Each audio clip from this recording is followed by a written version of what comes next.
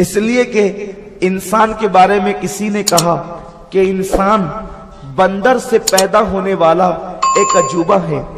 किसी ने कहा इंसान पहले बंदर था, फिर तरक्की करते करते वह इंसान हो गया।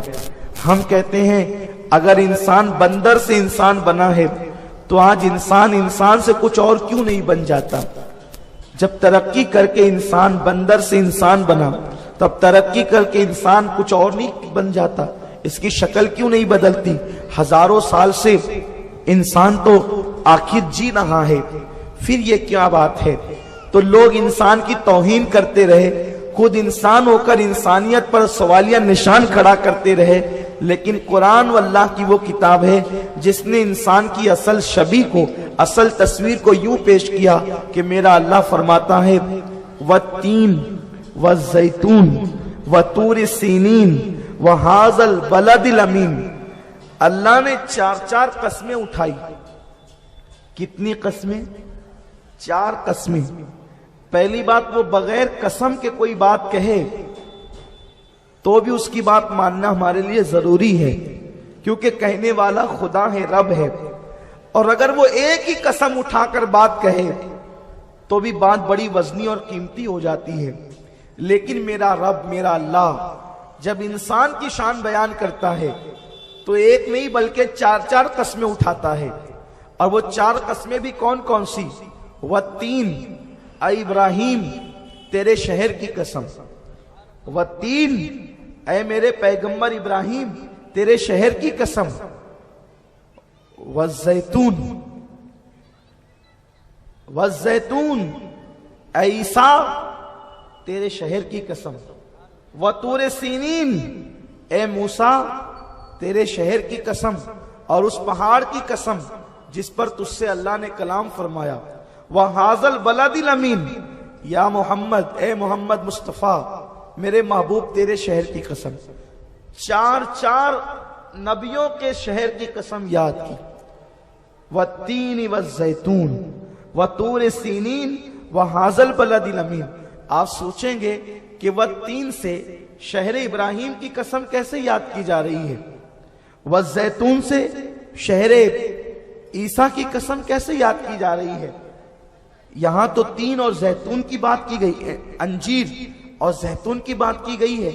हम कहेंगे देखो कुछ शहर ऐसे होते हैं कि अगर उसका नाम न लिया जाए तो वो किसी अलामत से मशहूर होते हैं, किसी अलामती निशान से। जैसे अगर ये कहा जाए कि ताजमहल, जैसे ताजमहल कहेंगे तो ताजमहल कहने के बाद आगरा का नाम लेने की जरूरत नहीं होगी। ताजमहल कहा, फौरन आगरा का नाम जहन में आ गया, क्योंकि गोया के आगरा की आबरू है ताजमहल।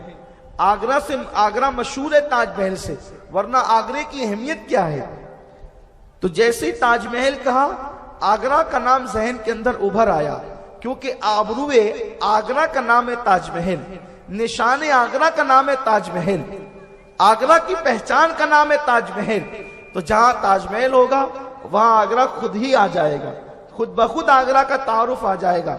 इसी तरह से बंबई की कुछ चीजें मशहूर है, उसका नाम ले लिया जाता है तो फौरी तौर पर बंबई का नाम आता है।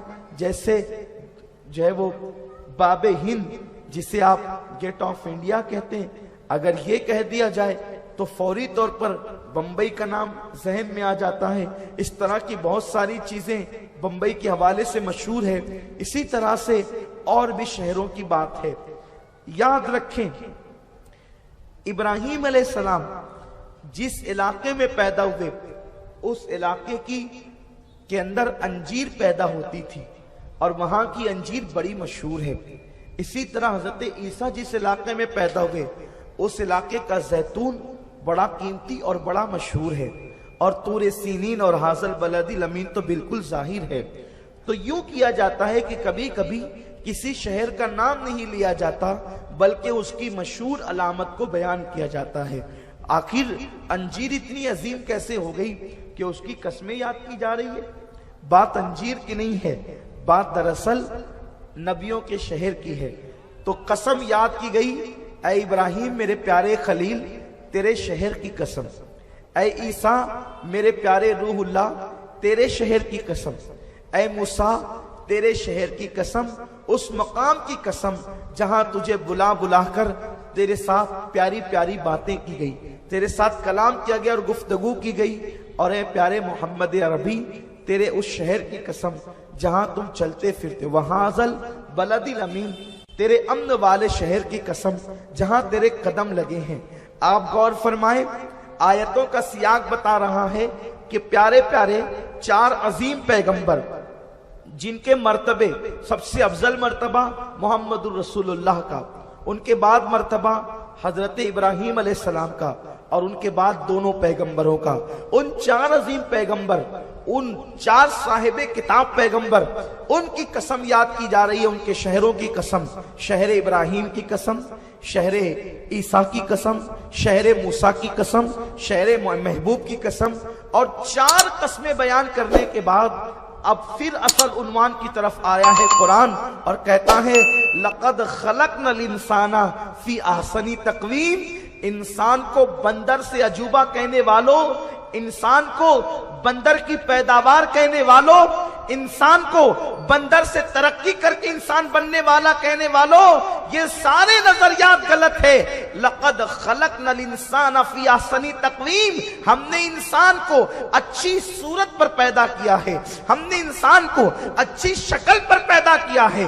हाँ हाँ, इंसान इतना मोहतरम है कि जब सूरज बनाया तो कुन कहकर, जब चांद बनाया कुन कहकर, सितारे बनाए कुन कहकर, सितारे बनाए कुन कहकर, जमीन बनाई कुन कहकर, फरिश्ते बनाए कुन कहकर, सारी मखलूक, अर्श बनाया कुन कहकर, फर्श बनाया कुन कहकर, तहतुस्सरा बनाए कुन कहकर, समुंदरों की तुगयानी कुन कहकर, दरियाओं की रवानी कुन कहकर, फूलों का तबस्सुम कुल कहकर, रातों की तारीकी कुन कहकर, सुबह का सवेरा कुन कहकर, अल्लाहु अकबर, दरख्तों को बनाया कुन कहकर, पत्तों को बनाया कुन कहकर, पत्तों को उगाया कुन कहकर, और फिर जो है वो जमीन के अंदर जो दाने बोए गए थे उनसे पौधे निकाले कुन कहकर, सारी मखलूक को, ये बड़े बड़े पहाड़ जो नजर आते हैं इनको कुन कहकर के पैदा किया है, सब कुन कहकर बनाया।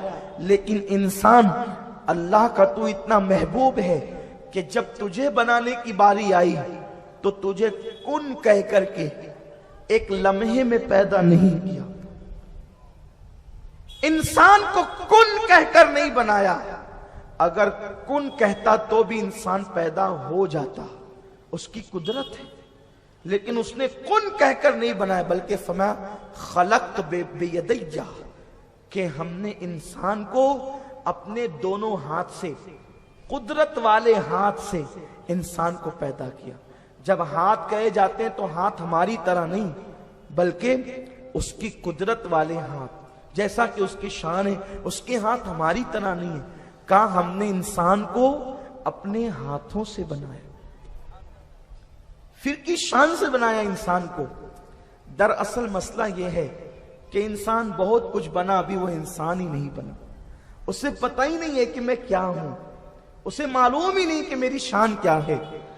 बहुत तरक्की कर गया इंसान, सब पर रिसर्च कर रहे, अपने आप पे नहीं किया, सबको पहचानने चला, अपने आप को नहीं पहचाना। कैसा कीमती है इंसान। इंसान तू अल्लाह के राजों में से एक राज है। मेरी बात मुश्किल नहीं हो रही है, मैं बहुत आसान करना चाहता हूं, लेकिन बहुत संजीदगी से एक ही सबक पढ़ा कर जाना चाहता हूं कि इंसान तू इंसान बन जा। बस बहुत कुछ बनना चाहता है, लेकिन पहले इंसान बन। इंसान को पहले इंसान बनने की जरूरत है।